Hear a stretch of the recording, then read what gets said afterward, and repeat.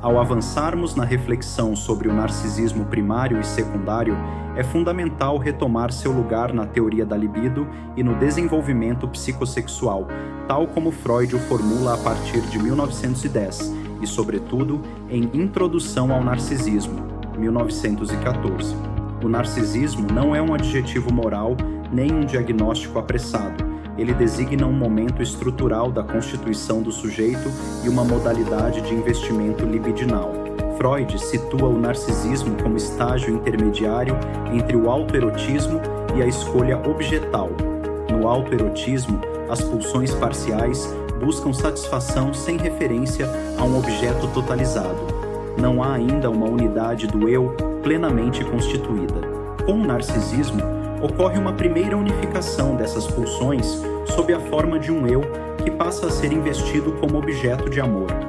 Esse momento corresponde ao que chamamos de narcisismo primário, estado universal e necessário, no qual o eu é tomado como objeto de investimento da libido. Esse estado implica uma certa onipotência do eu, característica da infância. O mundo é vivido a partir do centro narcísico do sujeito, e a realidade ainda não impôs suas frustrações de modo decisivo. É nesse contexto que o desejo parental exerce papel determinante, como Freud sublinha ao afirmar que o amor dos pais nada mais é do que o narcisismo renascido e transformado em amor objetal. O filho encarna, nesse momento, os ideais e as idealizações que sustentam esse investimento. Contudo, o desenvolvimento implica deslocamento. A libido, que inicialmente estava investida no eu, dirige-se progressivamente aos objetos externos. A escolha de objeto inaugura uma nova organização da vida psíquica, abrindo o campo do amor objetal e da relação com a alteridade. Quando esse movimento ocorre, não se elimina o narcisismo primário, ele permanece como fundamento estrutural do eu. O narcisismo secundário designa outra configuração.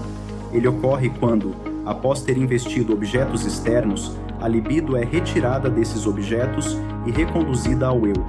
Esse retorno pode ocorrer diante de frustrações intensas, conflitos ou impossibilidades de satisfação no mundo externo. O que havia sido investido no objeto é novamente recolhido ao eu. Esse processo é central para a compreensão das psicoses, como Freud desenvolve a partir do estudo da paranoia e do caso Schreber, 1911, ao mostrar como o desligamento da libido dos objetos pode resultar numa reorganização narcísica do eu.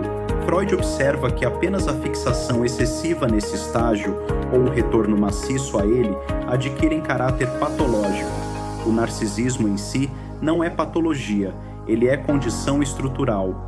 O patológico surge quando há estagnação ou regressão que impede a circulação da libido entre eu e objeto.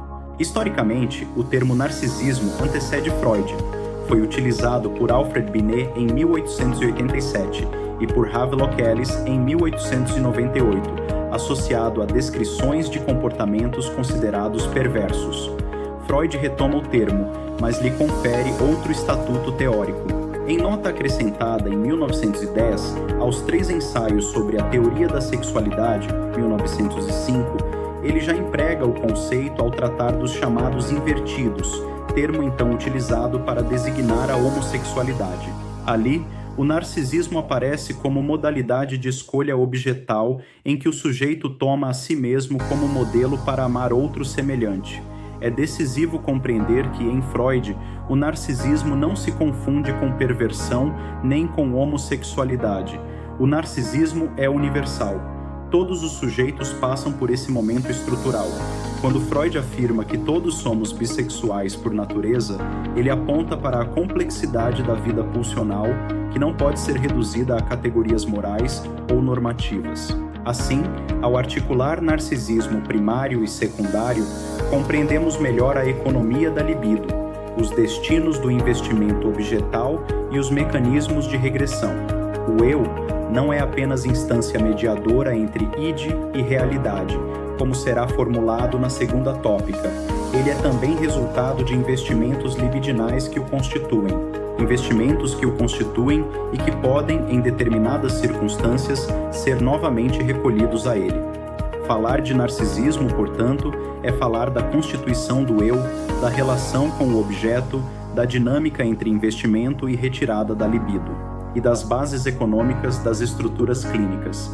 É reconhecer que o amor por si mesmo é etapa necessária, mas que a saúde psíquica depende da possibilidade de deslocar esse amor para o outro sem perder a coesão do eu. E como sempre lembramos ao final de cada aula, seguimos na convicção de que a formação em psicanálise é um processo contínuo, que começa, mas não termina, exige leitura, retorno aos textos freudianos, elaboração teórica e escuta clínica permanente, porque é nesse movimento que o saber psicanalítico se sustenta e se aprofunda. Esta aula é parte de um percurso que não se faz com pressa nem com respostas prontas. A psicanálise se constrói no tempo, no contato com o texto, com o pensamento e, sobretudo, com a escuta. O que foi apresentado aqui não se esgota neste encontro. Ele serve como ponto de apoio, para que novas perguntas possam surgir e para que o pensamento continue se aprofundando. A psicanálise não se oferece como um manual, ela se sustenta como uma experiência. A psicanálise se sustenta como uma experiência, no contato com o texto, com o pensamento e, sobretudo, com a escuta. O pensamento continua se aprofundando.